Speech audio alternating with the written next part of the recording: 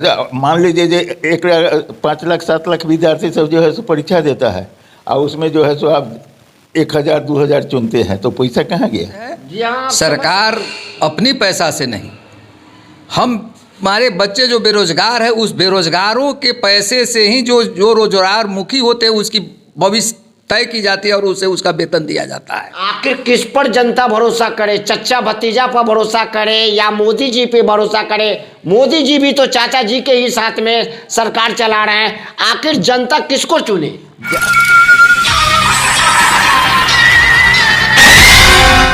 नमस्कार, आप देखना शुरू कर चुके हैं बिहार न्यूज सिटी दीपक कुमार पटेल के साथ। आपको बता दें कि किस तरह से बिहार में राजनीति हो रही है। युवाओं सड़क पर है, लगातार सरकार की तरफ से युवाओं पर लाठीचार्ज हो रहा है और विभिन्न राजनीतिक दल अनशन पर बैठे हुए हैं तो आंदोलन की तैयारी कर रहे हैं। आज जाप सुप्रीमो पप्पू यादव भी बिहार बंद का ऐलान कर चुके हैं। आपको बता दें कि बीपीएससी एग्जाम को लेकर लगातार इस तरह की घटना हो रही है। उसी संदर्भ में आज हम बात करेंगे ब्रह्म ऋषि कल्याण परिषद ट्रस्ट के संयोजक राम किशोर सिंह जी। सर, कैसे देखते हैं? लगातार देख रहे हैं कि आंदोलन हो रहा है, युवाओं सड़क पर है, सरकार का पुलिस जो है लाठी डंडे से पीट रही है। आज बिहार भी बंद किया गया है। देखिए, यह तो जिस युवाओं वर्ग के साथ सरकार अन्याय कर रही है, केंद्र सरकार हो राज्य सरकार हो, युवाओं का जो है सो अवहेलना हो रहा है। उसी जगह एक यह भी कहा दिया जा सकता है जो महिलाओं के साथ जो है ना, महिला के शक्ति का गलत उपयोग हो रहा है। तो ये तो है ही, यहाँ तो युवाओं के साथ जो है सो खुल्लम खुल्ला जो है फिजिक्स के विद्यार्थी से जो है सो मैथमेटिक्स पढ़वा रहे हैं, संस्कृत पढ़वा रहे हैं। तो कैसे होगा? यहाँ बच्चे लोग परीक्षा देने जाते हैं, उसी के पैसा से जो है सो सरकार का जो है सो एक आइटम है चल जाता है। हर साल जो है सो 3 बार 4 बार बच्चे लोगों को परीक्षा देना पड़ता है। एक बच्चे को जो है सो परीक्षा देने में कम से कम 15 से 20 हज़ार रुपया खर्च, तो पैसा उसी पर न जाएगा। हम लोग तो आराम से कह दे सकते हैं जो एक परीक्षा जो लेते हैं लोग, उसी से उस समय जो एम्प्लॉय होता है उसको जो है सो साल माने उसको जो है उसी से उसका जो है सो वेतन मिल जाएगा। उसी से उसका वेतन मिल हाँ, उसी से उसका वेतन मिल जाएगा। कैसे, कुछ बताइए। मान लीजिए जो 5 लाख 7 लाख विद्यार्थी सब जो है सो परीक्षा देता है और उसमें जो है सो आप 1000 2000 चुनते हैं, तो पैसा कहाँ गया? जी हाँ, आप समझ सकते हैं कि वरिष्ठ नागरिक से अगर बात कीजिएगा तो आप सुनिए किस तरह से इन्होंने सरकार पर ही उंगली दिखाया है और सरकार पर ही आरोप लगाया है कि विद्यार्थी के पैसा से ही विद्यार्थी को वेतन मिलता है। हाँ, चुने हुए को जो है उसी से पैसा से जो है सो मिल जाएगा। आप हिसाब करके देख लीजिए, जो 1 लाख जो है 1 लाख जो है सो विद्यार्थी जो है सो परीक्षा के लिए फॉर्म भरा और उसमें से 1000 हुआ और एक आदमी को जो है सो कम से कम जो है सो उस पर जो है सो एक विद्यार्थी को 10,000 रुपया खर्चा है। हिसाब कीजिए आप। सर ने एग्जाम्पल दिया। हम कुछ और लोगों से बात करते हैं, यहाँ पे बैठे हुए हैं, ये भी ब्रह्म ऋषि कल्याण परिषद के ही कहीं न कहीं सदस्य है। जी सर, क्या नाम हुआ आपका? मेरा नाम जनार्दन ठाकुर हुआ। कैसे देख रहे हैं? ये तो सरकार पर ही आरोप लगा दिए कि विद्यार्थी के पैसा से ही चुने गए विद्यार्थियों का वेतन मिलता है आजीवन। बिल्कुल, इसमें कहीं कोई असत्यता की बात नहीं, बिल्कुल सत्यता है। अभी इनके में हम मिला रहे हैं सर। ऐसा ही है, होता ही है। क्योंकि आज अगर 1200 500 सीट निकलता है, अगर 200 सीट पर आज 10-10 लाख बच्चे अप्लाई करते हैं, अगर प्रत्येक बच्चे को अगर 1-1 हज़ार रुपया भी अगर कर दिया जाए तो 200 पर 10 लाख होना है, 200 का अप्लाई 10 लाख, उसका खर्च जो हुआ सरकार को ही ना मिला। वो तो हमारा पैसा हमको नहीं आया। हमारे बच्चे जो अप्लाई किए वो पैसा सरकार को गया, किसी न किसी ट्रेन से गया, बस से गया, होटल में जाके रहा, होटल वाले भी उसका टैक्स देते हैं सरकार को। तो कुल मिलाकर के जो इन्होंने कहा वह बिल्कुल सत्य है। सरकार अपनी पैसा से नहीं, हमारे बच्चे जो बेरोजगार है उस बेरोजगारों के पैसे से ही जो रोजगार मुखी होते हैं उसकी भविष्य तय की जाती है और उसे उसका वेतन दिया जाता है। आज बीपीएससी की परीक्षा इतनी बड़ी धांधली हुई और ऐसे व्यक्ति को उसके चेयरमैन बनाया गया है जिस पर 2-2, 3-3 बार पीछे के कार्यकाल में जब वह जिस जिले में थे उस जिले में भी उन पर आयोग बैठी थी और उसकी जांच हुई थी घोटाले की, और वैसे व्यक्ति को उसका चेयरमैन बना दिया गया। आज बच्चे 3-3, 4-4 बच्चे उस धरना स्थल पर शहीद हो गए। आज उनको कोई देखने वाला नहीं है और उस परिस्थिति में इस ठंडक में उन पर पानी का बौछार किया जाता है, डंडा से मारा जाता है और हर 2 दिन 3 दिन पर ये घटनाएं घट रही हैं। सरकार को शर्मसार होनी चाहिए, सरकार को एक चुल्लू पानी में डूब के मर जाना चाहिए। हमारे देश, हमारे राज्य के अभी मुख्यमंत्री जी उसी विद्यार्थी के आंदोलन के उपज हैं। उन्होंने उस आंदोलन को देखा है, किया है, और आज उसके बाद भी अगर एक विद्यार्थी दूसरे विद्यार्थी के दर्द को अगर नहीं समझ रहा है तो वह सरकार चलाने के लिए 1 सेकंड के लिए भी वो अधिकारी नहीं है। उसको तुरंत इस पद से हट जाना चाहिए और युवाओं को आने वाले जो समय है उसमें निश्चित रूप से अपना कर्तव्य, अपना दायित्व दिखाना होगा, तभी उसका भविष्य हो सकता, सुरक्षित हो सकता है। चूँकि आज हमारे देश के नेता कहते हैं कि युवाओं का ही देश है, युवाओं का राज है। तो जब युवाओं का राज है तो फिर बूढ़े लोग के हाथ में सत्ता क्यों है? जब सत्ता जब युवाओं के हाथ में आएगा तभी युवा शक्ति की उत्थान होगी और युवा उसके लायक बन पाएंगे।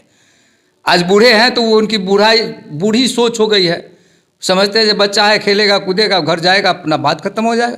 लल्लीपॉप दिखा दो, एगो लेबुन चूस दिया, बउआ के कुछ करना है तो लेबुन चूस दे दो, चल जाएगा।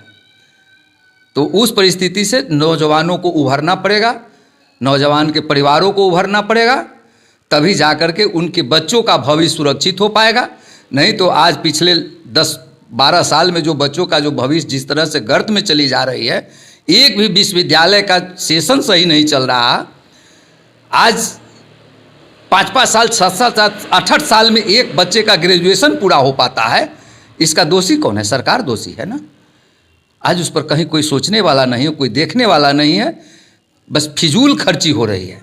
आज एक देख रहे हैं, पहले शहर में ही पोस्टर बैनर लगा करता था सरकार के इन्वेस्टिगेशन का, आज देख रहे हैं जो गांव के सड़कों पर 10-10, 20-20 हज़ार रुपये का होल्डिंग लग रहा है।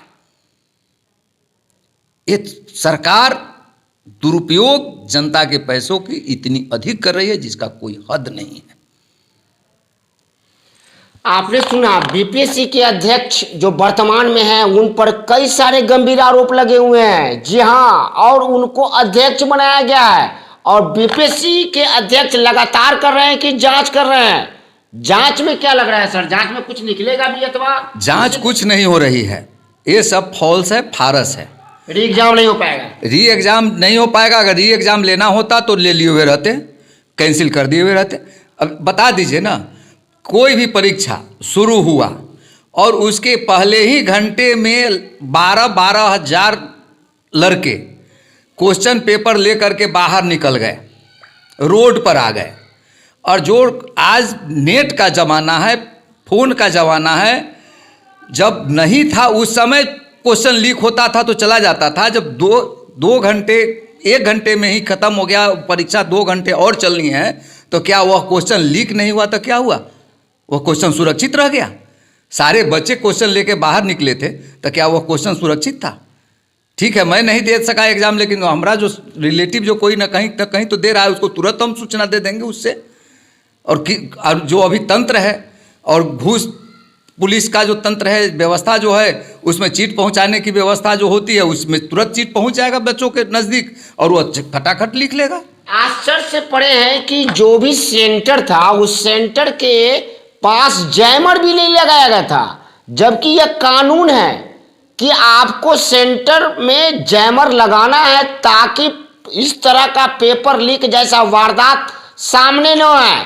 आश्चर्य से पड़े हैं कि कानून को ताक पर रखकर जैमर नहीं लगाया गया और आज पेपर लीक जैसा मामला सामने आया है। युवाओं लगातार संघर्ष कर रहे हैं।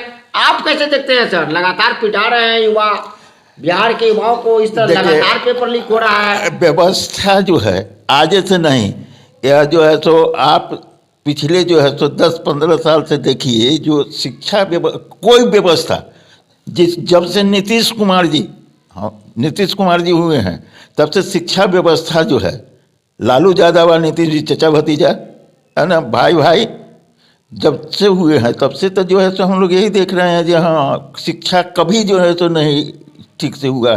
कोई व्यवस्था इनका नहीं है जिसमें लोगों को, जनता को विश्वास हो जो हाँ यह काम ठीक हुआ है।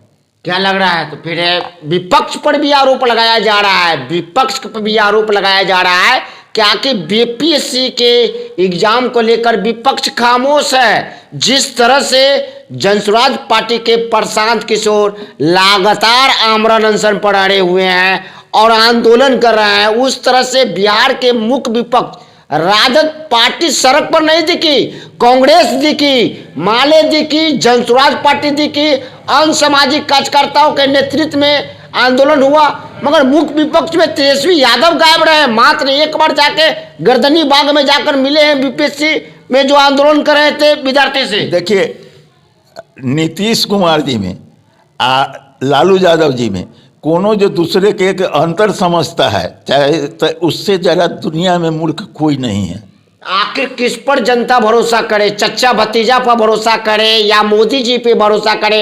मोदी जी भी तो चाचा जी के ही साथ में सरकार चला रहे हैं। आखिर जनता किसको चुने, किस पर विश्वास करे? आप तीनों जो है ना संपूर्ण क्रांति के नेता, आज देश को जो है नेतृत्व जो मिल रहा है संपूर्ण क्रांति का, जिसका जो है तो जयप्रकाश जी नेतृत्व किए थे, संपूर्ण क्रांति का मिल रहा है। संपूर्ण क्रांति, सामाजिक क्रांति पर हम लोग को कहा गया था संपूर्ण क्रांति जो है, तो संपूर्ण क्रांति के लोग जब तक गति नहीं छोड़ेंगे तब तक जो है सो यही सब होता रहेगा। अब उम्र हो गया, बताइए, माने 65-70 बरस के तो सब कोई हो गए, बिल्कुल, तब उन लोगों को तो तुरंत जो है सो छोड़ देना चाहिए कि हाँ भाई अब लो अपना करो, हम लोग देखें कि हाँ हमारा हमको तो ये, हमको अपना बच्चा का भविष्य देखने के लिए थोड़ा मौका मिलना चाहिए ना।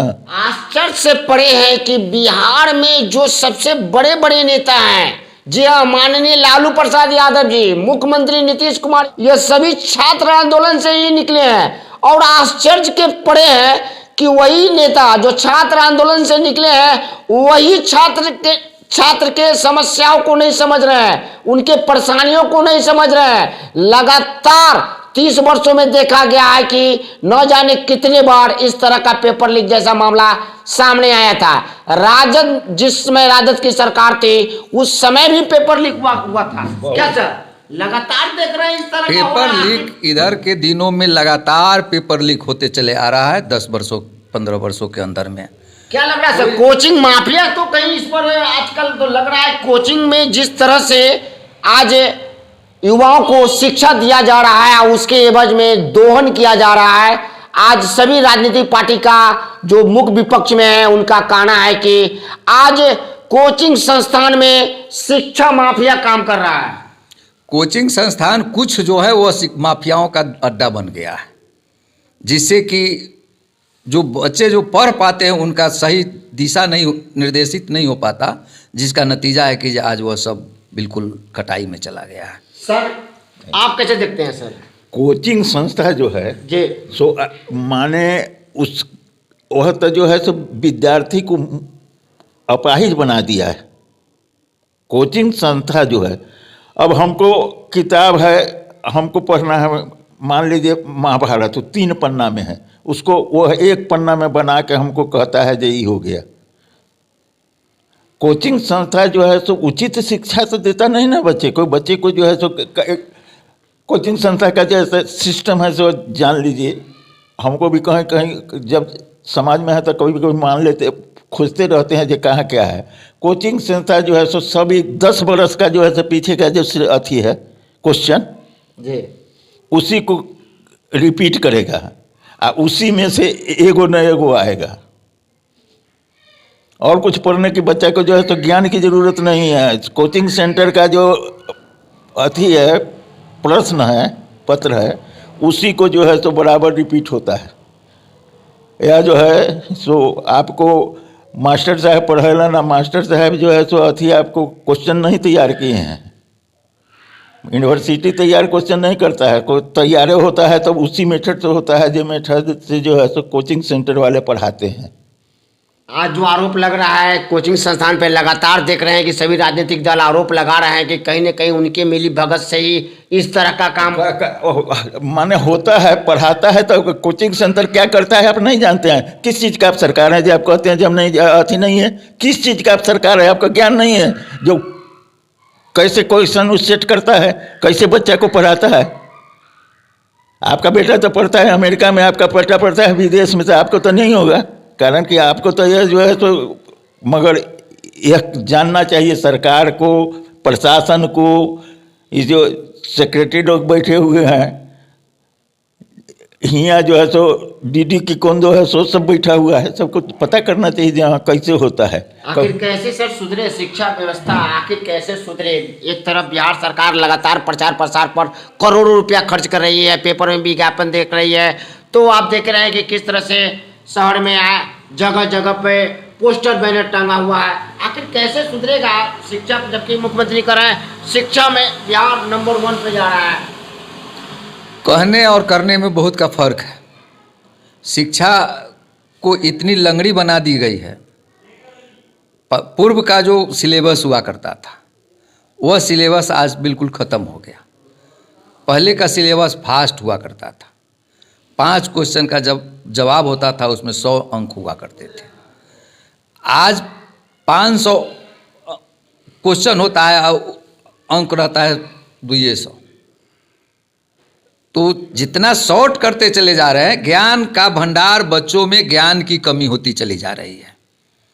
पहले जो भास्ट पढ़ाई होती थी, भास्ट पढ़ाई होने से ज्ञान वर्धन होता था, और ज्ञान वर्धन जब होता था तब उसका विकास होता था। और जब वह ज्ञान वर्धन करके जो बच्चे पुनः जो विद्यालय में पढ़ाने जाते थे, वह अपने उस ज्ञान का उपयोग उस बच्चों पर करते थे, जिससे कि समाज विकास करता था, समाज में ज्ञान की वृद्धि होती थी। आज उस ज्ञान को ख़त्म कर दिया गया है। आज क ख ए बी सी पर ला करके छोड़ दिया गया है, और आज हमारे बच्चे ABCD और क ख ग से बाहर नहीं निकल रहे हैं, 1 to 10 से बाहर नहीं निकल पा रहे हैं। इसका नतीजा है जो शिक्षा में गिरावट, शिक्षा व्यवस्था बिल्कुल शून्य, यूनिवर्सिटी खत्म, स्कूल खत्म, सब खत्म होता चला जा रहा है। आप क्या कहना चाहेंगे सर? आखिर में क्या कुछ कहना चाहेंगे आप? माने हम तो कहेंगे जो पूरे अभी जो आपका मशीनरी है उसमें सब में व्यवस्था की सुधार की ज़रूरत है, और सब में ईमानदारी और विश्वास की ज़रूरत है। उसके लिए तो कानून को मजबूत होना होगा। तो कानून तो सब कुछ है। कानून जिसके हाथ में वही जो है सो नहीं करता है। तो कानून जो है, कानून बनाने ही वाले लोग जो हैं सुन बैठे हुए हैं, कलेक्टर है, कमिश्नर है, दुनिया है, चीफ सेक्रेटरी हैं, वहाँ नीति आयोग है, माने जितने लोग हैं सब वही लोग के। जनता के कहीं दोषी नहीं है, जनता को जैसे हाँक दीजिएगा चल देगा, मगर सब जिम्मेवारी आपका है। आप में नहीं, आप में अगर जनता को विश्वास हो जाए, मैं बार बार यही कहता हूँ, जब जिस दिन जनता जनसेवक और कार्यपालिका विधायिका न्यायपालिका में जनता का अगर मानवीय संबंध अच्छा हो जाए, उस दिन कोई दिक्कत नहीं आता। मानवीय संबंध विच्छेद है जनता सबसे, कार्यपालिका विधायिका से जनता का मानवीय संबंध विच्छेद है। आखिर में आप क्या कहना चाहेंगे? आखिर में सरकार को विद्यार्थियों पर रहम करनी चाहिए और तत्काल इस परीक्षा को रद्द करके पुनः परीक्षा लेना चाहिए, और सेंटर देने का जो प्रक्रिया जो अपनाते हैं इस साइड से उस साइड, तो अभी तो आमदनी ही करते हैं वो। जब क्वेश्चन जब लीक हो ही जाना है जब, तो फिर इधर से उधर ले जाने का क्या औचित्य है? तो फिर घर में ही परीक्षा दिलवा दीजिए, वहीं से परीक्षा दे देगा, कोई दिक्कत नहीं होगी, कोई लीक नहीं होगा। उसी में जो पढ़ेगा, जो ज्ञान अर्जन करेगा वो पास कर जाएगा। घर में ही बैठा करके परीक्षा दिलवा दीजिए। जब आप ऑनलाइन ले ही रहे हैं परीक्षा, बस ऑनलाइन लेते ही है परीक्षा, तो आप घर से ही परीक्षा दिलवा दीजिए, ताकि उसका खर्च तो कम से कम कुछ बचेगा। और जब खर्च बचेगा, आप रिजल्ट देना फिर आप ही को हाथ में, आप अपना रिजल्ट दे दीजिए। जी हाँ, जब आप ऑनलाइन एग्जाम लेते ही हैं तो विद्यार्थी को आखिर क्यों परेशान किया जाता है? विद्यार्थी को घर पर भी एग्जाम लिया जा सकता है। जी हाँ, सुप्रीम कोर्ट में भी इस मामले को लेकर पप्पू यादव ने रिट याचिका सोमवार को दायर करेंगे। और उन्होंने कई तरह का ऐसा आरोप लगाए हैं बीपीएससी एग्जाम को लेकर जो आप सुनेंगे तो चौंक जाएंगे। जी हाँ, जैसे कि जैमर सेंटर पर नहीं लगना और परीक्षा के एक दिन पहले सेंटर बदल देना, आश्चर्य से परे है ये घटना। हम बिहार न्यूज सिटी के चैनल के सहयोग से सरकार तक बस इतना ही कहना चाहेंगे कि बीपीएससी एग्जाम होना ही चाहिए, क्योंकि बिहार के युवाओं का भविष्य का सवाल है। उनमें से कुछ ऐसे भी युवा हैं जिनको आखिरी मौका मिला है। जी हाँ, और इस तरह के कई मामले सामने आया है जिसमें परीक्षा में अनियमितता हुई है, उसके बावजूद भी बिहार सरकार कान में उंगली कर सोए हुए हैं, सुन रहे हैं, देख रहे हैं, समझ रहे हैं। न जाने यह आखिरी चरण में, जबकि 2025 अक्टूबर नवंबर में विधानसभा चुनाव भी होना है, उसके बाद भी सरकार गंभीर नहीं हो रहा है, आश्चर्य से पड़े हैं। अब देखना यह है कि सरकार आखिर कब बीपीएससी एग्जाम लेती है। तो आप इसी तरह खबर में बने रहने के लिए बिहार न्यूज सिटी चैनल को लाइक, शेयर, सब्सक्राइब, फॉलो करना न भूलें। आप देख रहे हैं बिहार न्यूज सिटी दीपक कुमार पटेल के साथ।